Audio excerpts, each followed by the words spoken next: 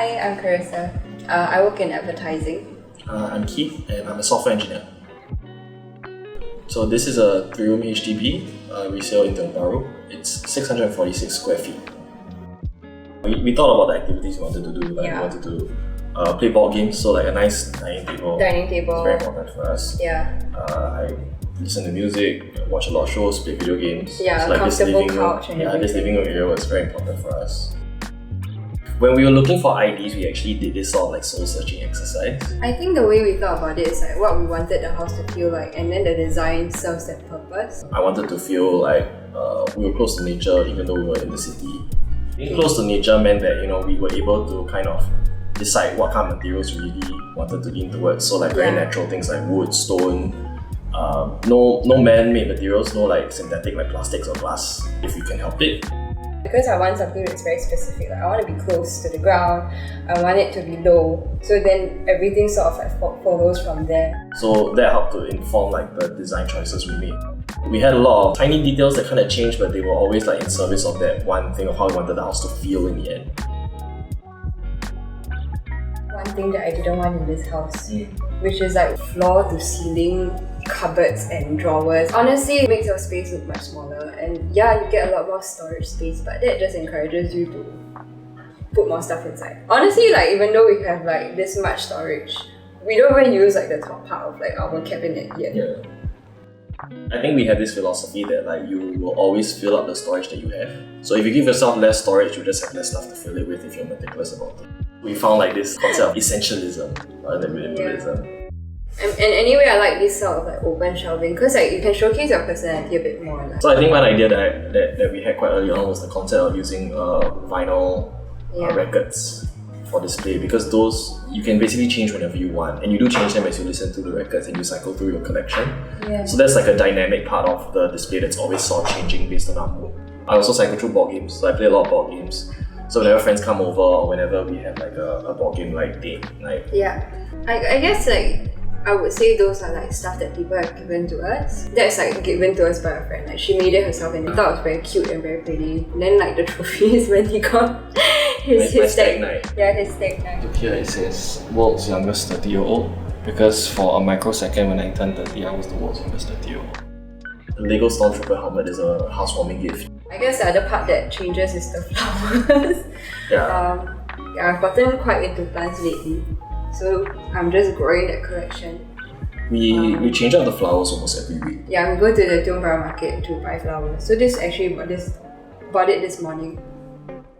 Another part of it is that we really like art. So even that painting over there by Lee Wan Xiang. It was commissioned for our wedding. It was commissioned for our wedding. It has a bit of like some key memories for us like in our relationship. We had such a good like discussion and talk with her. Like it just felt very like it was meant to be. Same thing with the very cute blue table by Catherine Hu.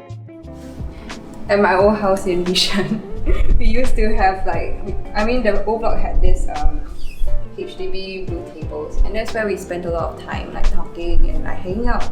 So when we saw this at like the exhibition, that imitation, we just thought it would be really cool to have it. So we contacted her on Instagram and asked her to make it for us.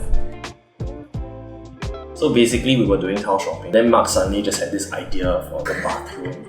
And he just right in the middle of the towel shop, but he just pulled out his iPad and he just showed us this YouTube video of this like black and terracotta bathroom. And we looked at him and like, yeah, sure, why not? Nice, right? They were like, yeah, okay, let's go for it. And our bathroom looks like that now. We both knew like we wouldn't have so much light. In the day, it's actually quite dark. But at the same time, it's really nice to watch the light come in and sort of like move across like the walls. And it plays with like the texture of the wall. That's why we thought like the chopping was like super important for us. The space just feels because of that. Like it's just really, really pleasant. And it's like your house like the mood changes throughout the day, which is very nice to watch. It's like an evolution of life. My unexpected thing was how much I love the kitchen. Because I never really cooked very much before I moved in. I thought it was really interesting like planning out like the design of the kitchen and where we put things. And once all that space was like set up, And we started just trying it out and like cooking, then I really fell in love with it. Creating a space that was conducive for it really helped to foster that habit. We cook almost every day. Yeah, it's because like we put effort into making sure that the kitchen was really nice and something that we really enjoy using. What we would change in the initial brief? Honestly, nothing much. Like I think the process was very organic. Yeah. So any of the ideas that like weren't super practical or that they didn't really work out, it was quite easy to kind of like drop them and bring in new ones. Yeah. All of that culminated like into what we have now, which I think is like we have no complaints, no regrets. Yeah, I love our house.